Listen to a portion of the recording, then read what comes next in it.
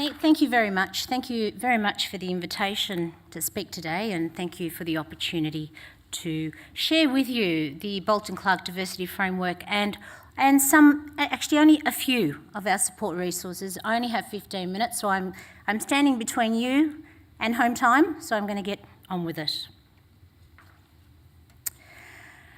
So before I begin, I'd like to acknowledge the traditional custodians of this land on which this conference is taking place. I pay my respect to them and their elders, past, present and future. I'm very proud that Bolton Clarke was announced as a finalist last night of the Excellence in Service Delivery Award for our National Language Line, and I hope to talk a little bit about that today. I do congratulate the winners of that award. So I'll move on. As the Diversity Manager for Bolton Clarke Group, I'd like to take this opportunity to acknowledge my colleagues Rosemary Draper and Sophia Kutis, who are sitting on that table over there. We have a big job working across Bolton Clarke Group of companies. As Margaret from Uniting mentioned earlier, it brings on its very different challenges and can sometimes be a very, very difficult job getting across the bureaucracies and the departments and the divisions and everybody that you need to speak to get a small outcome. But it is very challenging and sometimes very, very rewarding.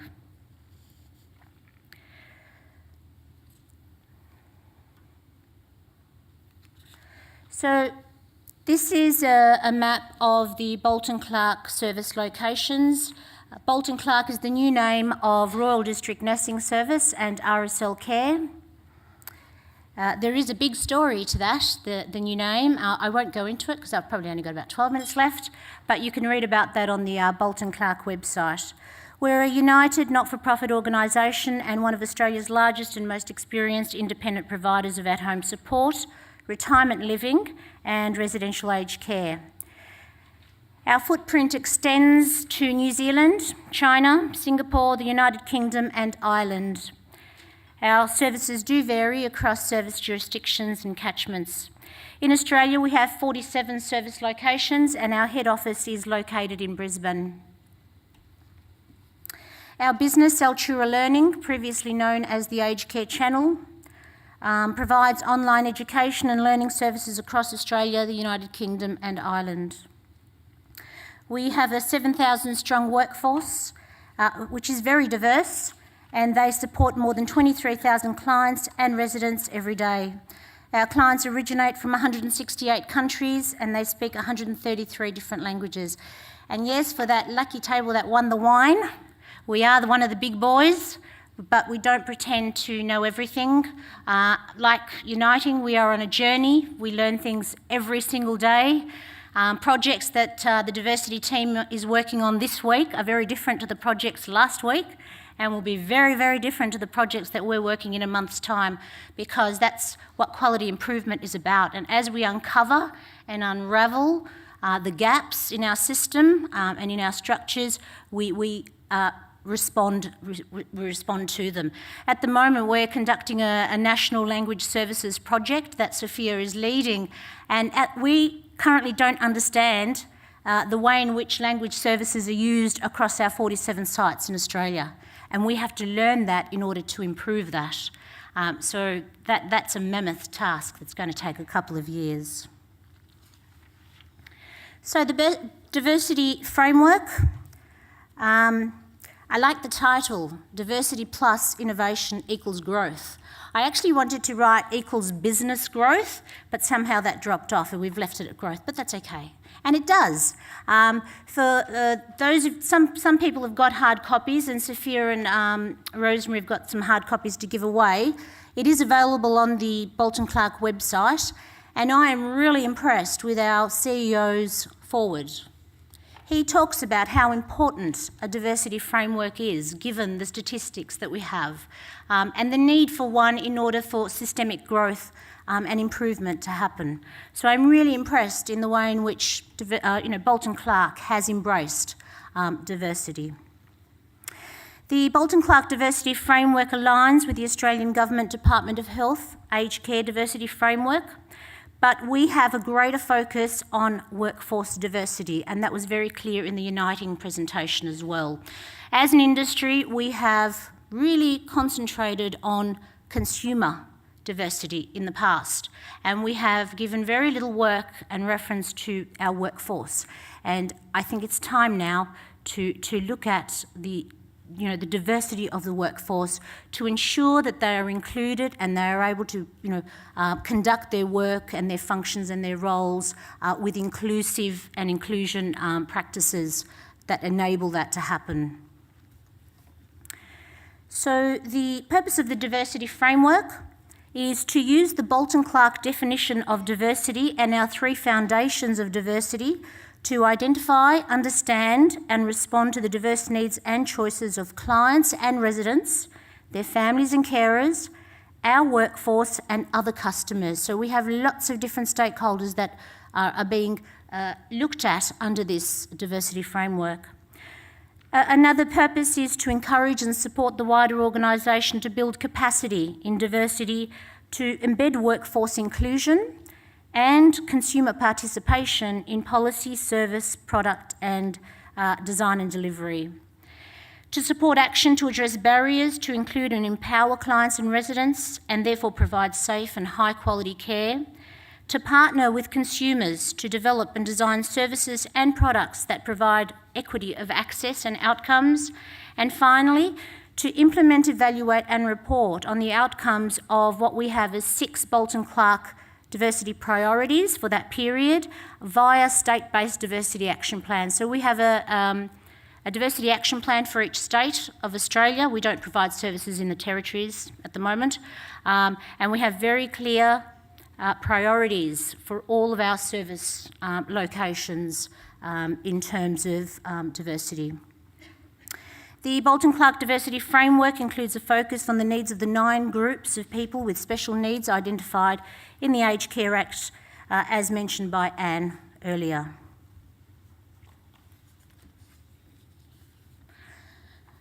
This is our definition of diversity. I cannot stress the importance of having a shared definition across a geographically dispersed organisation such as Bolton-Clarke. We all need to be on the same page. So diversity is about what makes a person unique and different and includes identity, life experience and beliefs.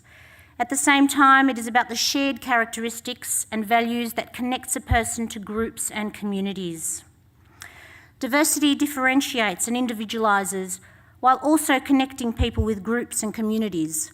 To consider all kinds of differences and similarities effectively, Bolton-Clarke's focus is not only on one, but on all of the multiple layers of diversity. And in the literature, this is sometimes referred to as intersectionality. In the diversity framework, we have what we call the 3 foundations of diversity, and we've been working on these for some time, and it's only recently that we've been able to develop it as a concept like this, as a conceptual model. Bolton-Clarke understands that the Australian community consists of people with multiple person-specific diversity characteristics that impact on equity of access to services and care. The diversity conceptual model supports Bolton-Clarke and its workforce to identify, understand diversity and to better respond to it through policy and practice. The diversity conceptual model is used by Bolton-Clarke as a tool to inform the design and development of consumer information, to support admission, assessment, care planning and service delivery to meet the needs and choices of clients and residents, to inform policy development and service delivery, and for the learning and development of the Bolton-Clarke workforce. And I'll demonstrate this and how we use the diversity conceptual model in a couple of minutes. The second one is partnering with consumers. So we've designed a partnering with consumers for diversity model. It's an approach, it's a co-design approach that we use in both research and quality improvements. I won't go into too much detail because the diversity framework actually explains the whole model if you are interested in reading about that. But the Partnering with Consumers for Diversity model won a 2017 Australian Better Practice Award from the Australian Aged Care Quality Agency, and there is a poster that's being displayed at each one of those state Better Practice 2018 awards for those who want more information. Health literacy is high on our agenda, and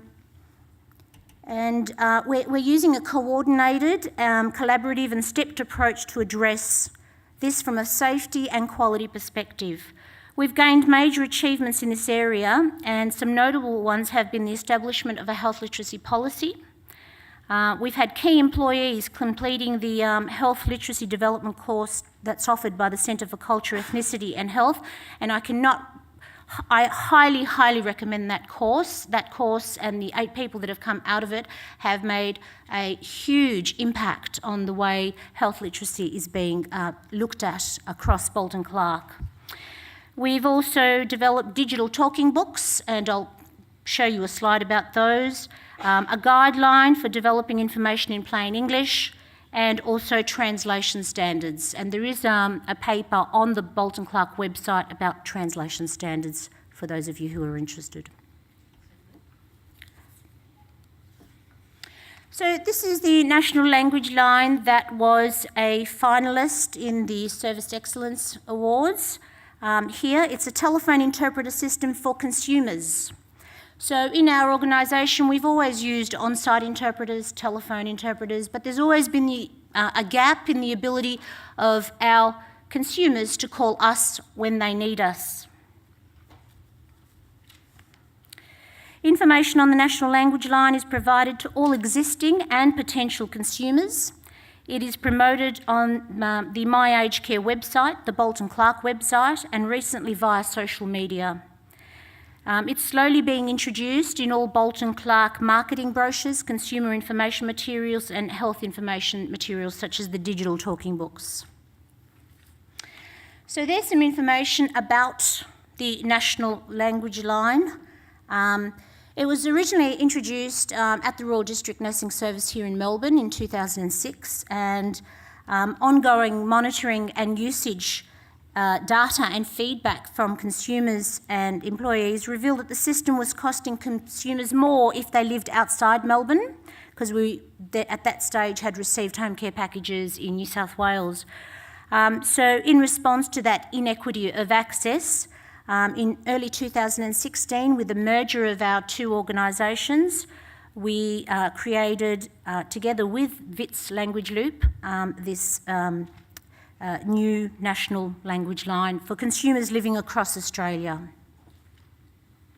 So consumers are greeted in their language, making it a truly national language line, and simple pre-recorded messages support consumers to seamlessly connect to Bolton Clarke with the help of a professional telephone interpreter. A Telstra in-control system, so it's quite a complicated system, identifies the state from which within the original consumer call is made and automatically transfers the call with the consumer and the professional interpreter online to the relevant Bolton Clarke State Customer Service Centre. So if you call the Arabic number or the Cantonese number from Melbourne, it will detect that the call's coming from Melbourne and direct that call with the consumer and the interpreter to the Melbourne Customer Service Centre. If the call is from, I don't know, Maroochydore, I don't know Queensland very well, but anyway, it'll be connected up with the Customer Service Centre in Brisbane and so on. But it's the same 1300 number for each of those 10 dedicated languages. And then in order to provide equity of access, we have a number for all other languages. And the VITS operator asks the question, what language? So there aren't too many options, just like other systems that operate. We currently conducted an audit, and poor Sophia and Rosemary had to sit through numerous pre-recorded conversations between consumers calling us and our staff. And, you know, we found out a lot. It reveals that the National Language Line facilitates improved outcomes, such as more effective communication in the consumer's preferred language, improved response rates to complications, concerns and uncertainties, and delayed hospital admission. That's our claim. We have the recordings to prove it. Many consumers called at morning time with questions about medicines and diabetes, and some at night time for support with continence management. The data reveals calls from carers looking for advice on how to manage challenging behaviours. Some calls are very short in nature, advising Bolton Clarke of change in a consumer's scheduled home visit, cancellation of a home visit due to hospitalisation, or a change in circumstances. Those findings are really important to us. I mean, somebody needs to come in, and maybe our research department, to do a little bit of a randomised control trial or some somewhat more rigorous research so that we can document the benefits of having a language line in somebody's language like that. So the National Language Line is designed to respond to the low health literacy of older people from called backgrounds and their family and carers. That is, to support them to understand their choices and to make decisions about their health and their care. So access to the National Language Line is steadily increasing, and as we promote it more across Australia and across Bolton Clarke, we anticipate more calls from consumers. This is the text, the recording that a person hears when they call a dedicated number, and that number is the dedicated number for Mandarin. There is one very, very simple instruction to the consumer, and that is to press 5 when they want to connect up with an interpreter. So as soon as they press 5 on their phone, whether it's their mobile or their landline, this computerised system from within VIT's language loop will start to search for an interpreter. The consumer is on hold, and the call comes into the customer service centre and enables this three-way conversation to occur. Might play you the Mandarin now. So this is what the caller will hear, when they dial that number from anywhere in Australia. 通话也许会录音，用于培训我们的员工以及提高我们的服务质量。我们会根据隐私保护规定收集并使用以下我们提供的信息。隐私保护规定可以到我们的网站查看，网址是 boltonclarke.com.au 或问我们的员工。打电话使用电话翻译服务是免费的，要通过电话翻译和我们谈话，请按5。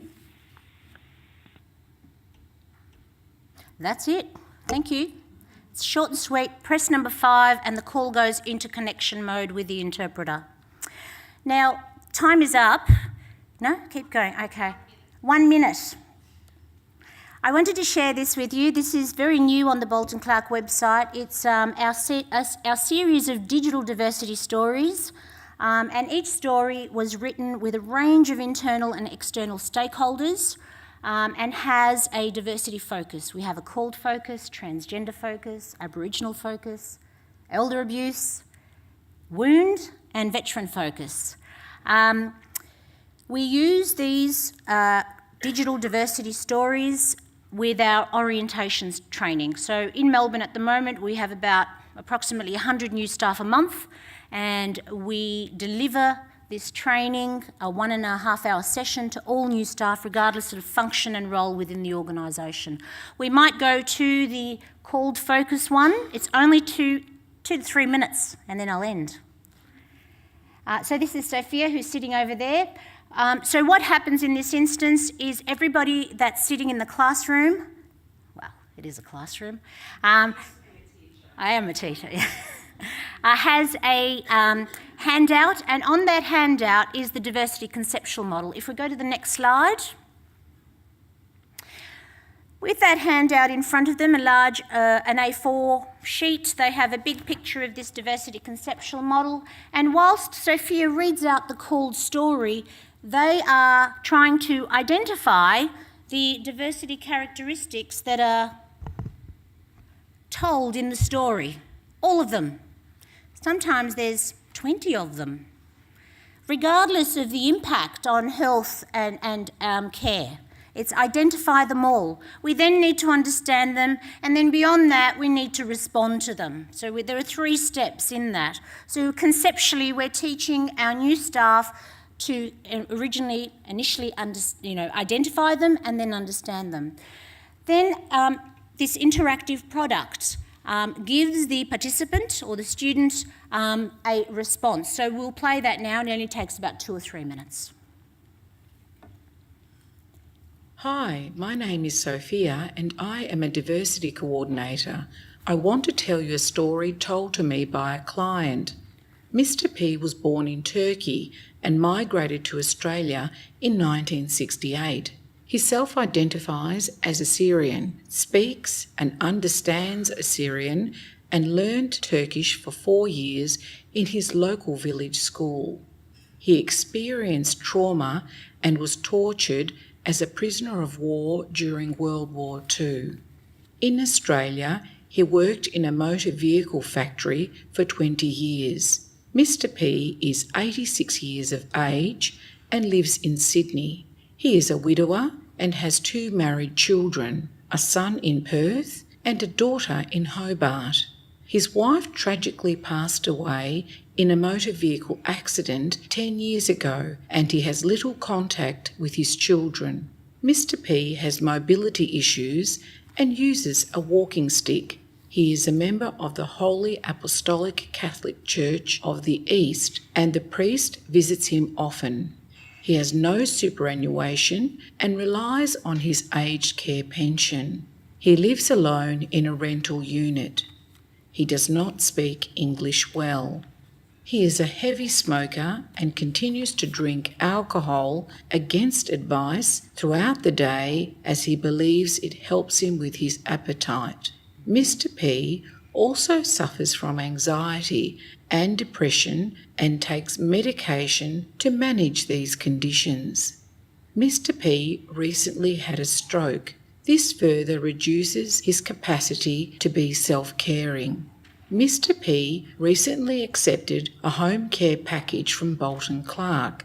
Following initial discussions with his case manager, Mr. P decided to accept domestic assistance and an Assyrian-speaking personal care worker to assist him with showering. He also agreed to nursing assistance to manage his insulin therapy, blood glucose monitoring, and oral medications. So that's Mr. P's story and all the diversity characteristics, which sort of reinforces for the participant exactly how big and how broad these multiple diversity characteristics are of each individual. Sometimes a participant will ask me, well, which one is more important? There's so many of them. How do we deal with them? And we say that they're all important. We just need to deal with them one by one from a policy and practice perspective. Just very quickly on to the next slide is the digital diabetes talking books. I'm not going to go through them. They are on the website. When you get a chance, please feel free to explore them, have a look at them. They talk to you about diabetes, dementia, and medicines in English and a range of other languages. For those who cannot read in English or another language, a talking book is the alternative option. I'll finish there. Thank you very much for your time.